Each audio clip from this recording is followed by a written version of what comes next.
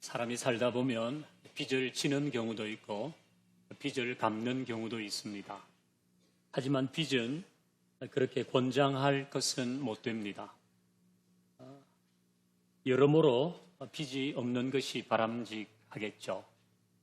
그런데 예외가 있습니다. 오늘 본문은 저도 되는 빚이 있다고 합니다.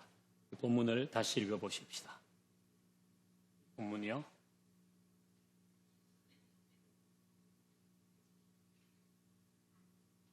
네, 같이 읽습니다. 시작. 피차 사랑의 빚 외에는 아무에게든지 아무 빚도 지지 말라.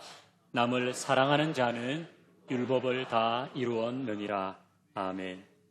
사랑의 빚 외에는 아무에게 아무 빚도 지지 마라.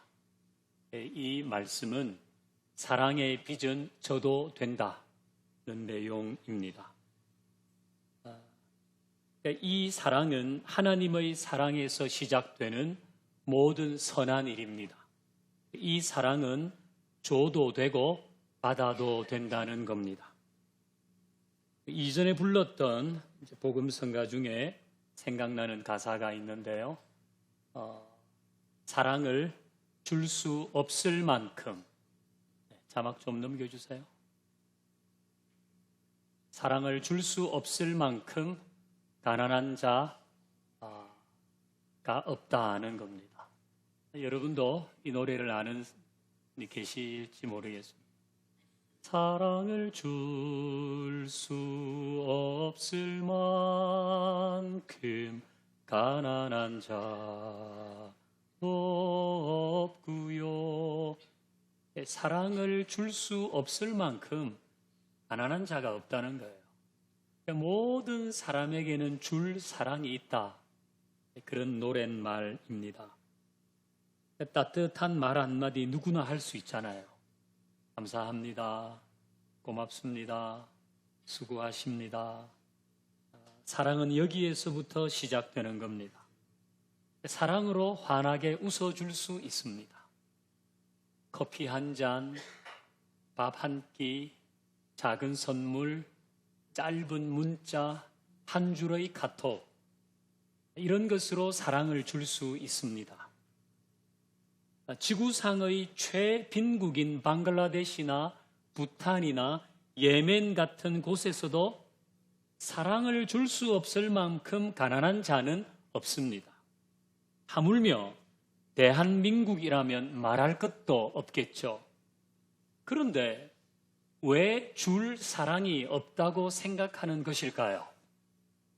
그것은 너무 큰 것을 주려고 하기 때문입니다. 어떻게 커피 한 잔을 줘? 커피 머신 정도는 사줘야지. 어떻게 설렁탕 한 그릇을 대접해? 호텔 뷔페 정도는 가야지. 어떻게 짧은 문자를 보내?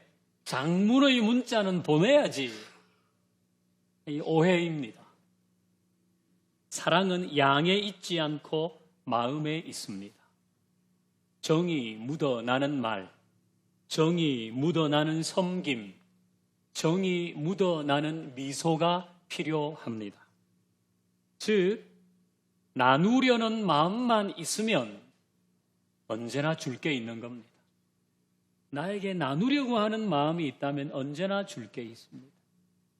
큰 걸 주려고 하면 안 되고 작은 것, 그것부터 시작하는 겁니다. 자, 우리 중에 사랑을 줄 수 없을 만큼 가난한 사람은 없습니다. 작은 사랑, 우리는 다 줄 수 있는데 그 줄 사랑에 부유한 사람들 되기를 바랍니다. 이어지는 가사가 있는데요. 이어지는 가사는 사랑을 받지 않아도 될 만큼 부유한 자도 없다는 거예요. 사랑을 줄 수 없을 만큼 가난한 자도 없지만 사랑을 받지 않아도 될 만큼 부유한 자도 없다는 거예요. 그러니까 아무리 대단한 재력가라고 해도 빌 게이츠의 워런 버핏, 이재용 씨를 다 더한 정도의 재력이 있다고 해도 그 사람에게는 사랑이 필요한 겁니다. 강한 척하고 괜찮은 척하지만 모두에게는 사랑이 필요합니다. 그러니까 누가 손을 내밀면 그 손을 잡아야 합니다. 같이 기도하자고 하면 기도해야 됩니다. 괜찮은 척 하지 말고 사랑을 받아야 되는 거예요. 사랑 없이도 살 수 있을 만큼 부유한 사람은, 강한 사람은 없습니다. 그러니까 소그룹 리더와 헬퍼가 안부를 전하고 사랑을 전하면 그거 받으면 돼요. 무슨 꿍꿍이가 있나 왜 자꾸 전화하는 거야? 네, 그런 거 없습니다. 그냥 사랑을 전하고 나누는 겁니다. 뭐 나를 약하게 보는 거야? 나를 낮춰보나? 왜 나한테 그래? 그런 거 아니고요. 사랑하는 것입니다. 그래서 마음을 열면 사랑을 받기가 한결 가볍습니다. 자, 제가 이제 오늘 이렇게 설교를 하고 우리 다 사랑을 나누십시다. 이렇게 설교를 한 다음에 제가 여러분 중에 누군가에게 전화를 해가지고 내가 급해서 그러니까 돈 좀 꿔달라고 하면 여러분은 어떻게 해야 됩니까? 급해서 그런데 50만 원만 꿔달라고. 100만 원만 빌려주면 안 되냐고. 양이 좀 적나요? 좀 많이 빌려달라고 그랬잖아. 한 500만 원만 빌려주세요. 우리 서로 사랑을 주고받아야 하는데 돈 좀 꿔주세요. 여러분 어떻게 해야 됩니까? 사지선다로 풀어보겠습니다. 1번, 기도해 보겠다고 한다. 2번, 곤란해서 교회를 옮긴다. 3번, 마지 못해서 빌려준다. 목사가 빌려달라고 하니까 안 빌려줄 수도 없고 빌려준다. 여러분 어떻게 해야 됩니까? 네, 여기에는 해당되는 게 없는 것 같습니다. 네, 여러분은 끝까지 안 빌려주셔야 됩니다. 나는 끝까지 안 빌려줍니다. 네, 목사가 빌려달라 그래도 여러분은 끝까지 안 빌려줘야 되는 거예요. 그러니까 이미 여러분도 알고 계시듯이 우리 교회는 교인끼리 동거래하는 거 금기입니다. 그거 하면 안 되는 거예요. 줄 수 있으면 주세요. 근데 내가 주기에는 너무 부담스러워. 그러면 안 하면 되는 겁니다. 누가 여러분에게 그렇게 이야기할 때에 약간은 좀 부담스럽잖아요. 우리 서로 사랑을 나눠야 되는데 교회는 그런 곳인데 그래도 얘기하십시오. 평화교회는 교인끼리 돈 꿔주고 하는 것 금기라고 말하시면 됩니다. 돈은 어디서 빌려야 돼요? 네, 금융기관으로 가시면 돼요. 돈은 금융기관에서 빌리는 거예요. 물론 여기 나다 앞에서 누가 야 5천 원만 꿔줘. 김치값 2만 원만 빌려줘. 이럴 때 안 돼. 그거 금기야. 그러면 조금 마음 상할 수 있거든요. 그 정도는 줄 수도 있는 거 아닙니까? 네. 줄 수 있으면 돼요. 근데 그렇지 않고 난 그렇게 하기 너무 부담스러운데 안 하시면 돼요. 네. 우리 교회는 그거 안 하는 교회예요. 누구든지 그렇게 하면 우리 교회는 동거래 안 합니다. 교인들끼리. 그렇게 딱 부러지게 말하시면 되는 거예요. 혹시 여러분들끼리 개모임 하시는 분 없죠? 나름 오시던다고 하는. 네. 그런 거 하시면 안 돼요.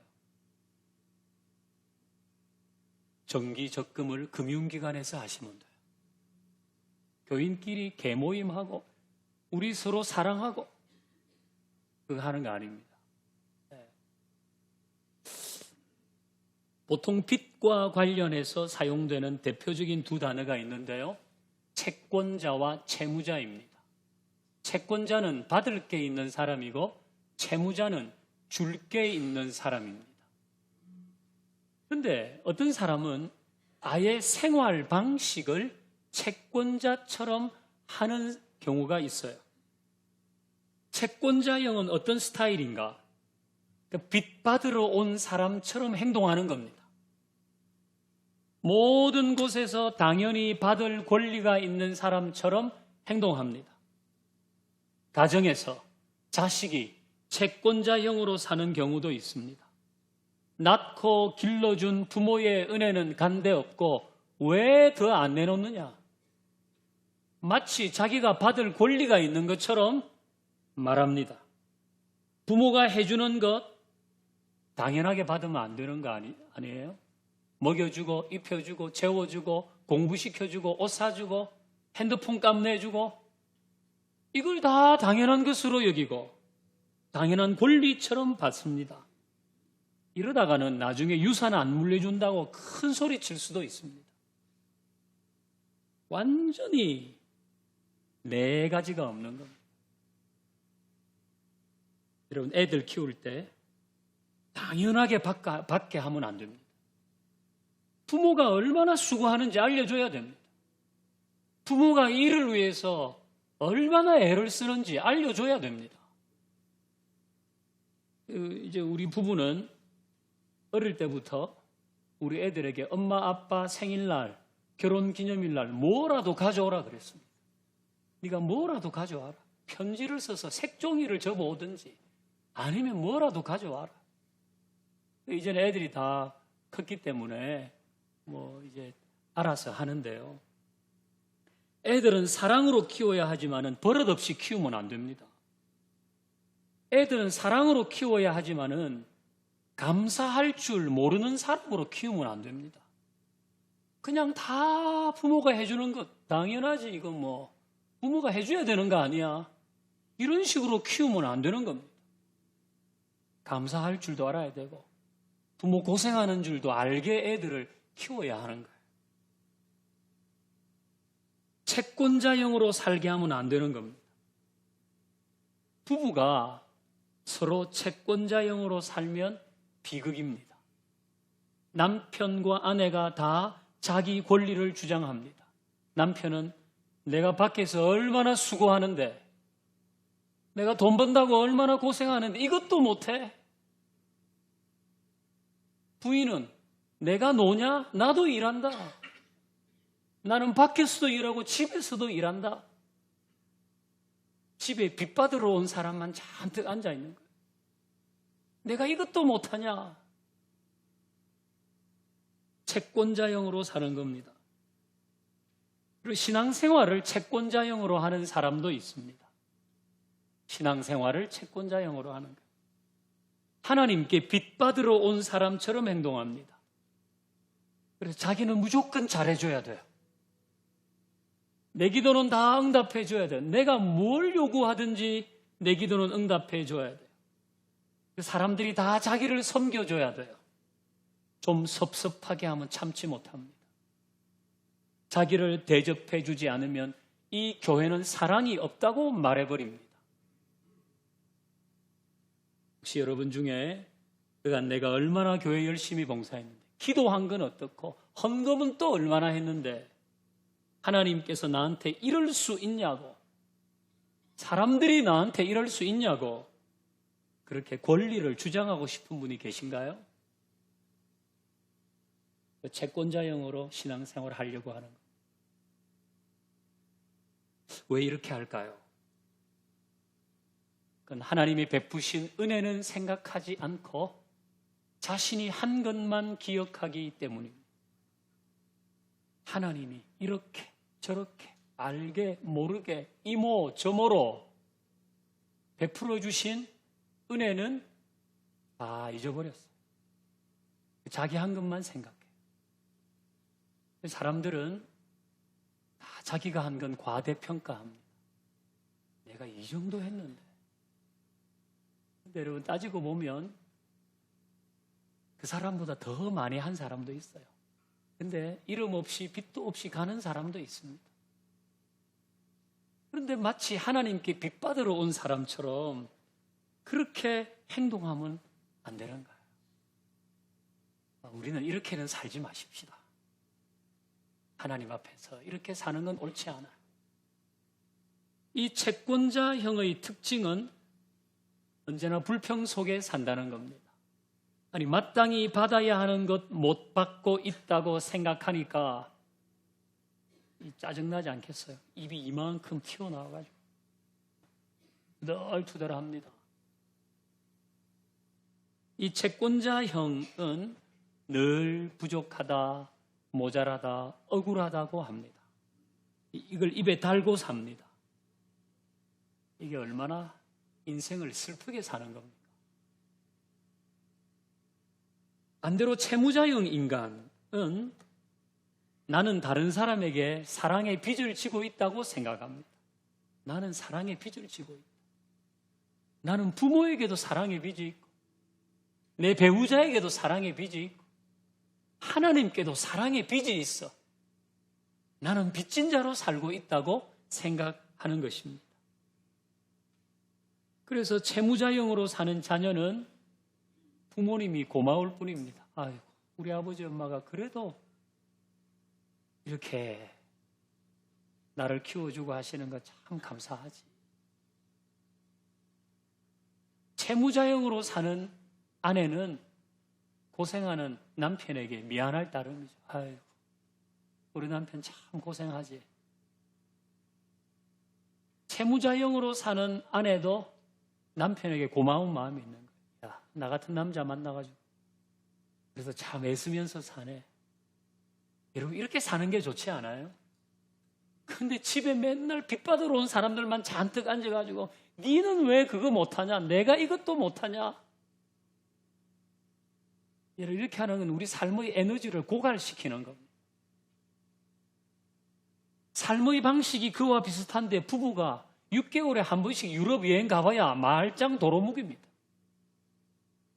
그 여행 갔으면 사람이 맨날 여행 가듯이 살 수 있습니까? 이 생활 방식이 빚받으러 온 사람처럼 있지 않고 나는 사랑의 빚을 진 사람이다. 그리고 마치 커피 한 잔 어떻게 사줘? 커피 머신을 사줘야지. 이런 마음이 아니라 그냥 여보 오늘 참 고맙네요. 한 줄이면 되는 거 아니에요. 한 줄. 무슨 시를 쓰는 것도 아니고 뭐 소설을 쓰는 것도 아니고 한 문장이면 되는 거 아니에요. 밥 먹고 동네 카페 한번 갑시다. 사랑은 그런 거예요. 그렇게 서로 고마운 마음으로 사랑에 빚진 마음으로 사는 것이 주님께서 우리에게 야, 다른 빚은 져도 안 되지만 사랑의 빚은 져도 된다. 그렇게 사랑을 주고받고 사랑에 빚진 자의 마음으로 살라고 하시는 거죠. 이 채무자형 인간의 특징은 늘 고마움 속에 산다는 겁니다. 그의 노래에는 주로 감사해요, 고마워요 이런 가사가 많아요. 채권자형은 억울해, 부족해, 모자라. 여러분은 어떤 노래를 부르며 살고 싶습니까? 사랑을 줄 수 없을 만큼 가난한 자 없습니다. 우리는 작은 사랑을 베풀며 사십시다. 또 사랑을 받지 않아도 될 만큼 부요한 자도 없습니다. 공동체 안에서 사랑이 나누어지면 거기에 응답하면 됩니다. 사랑 앞에서는 채권자로 살지 말고 채무자로 사십시다. 그래서 우리 가정에, 우리 소그룹에, 우리 교회에 이 사랑에 빚진 마음으로 사랑을 나누는 일이 더 능숙하게 되기를 주의 이름으로 축원합니다.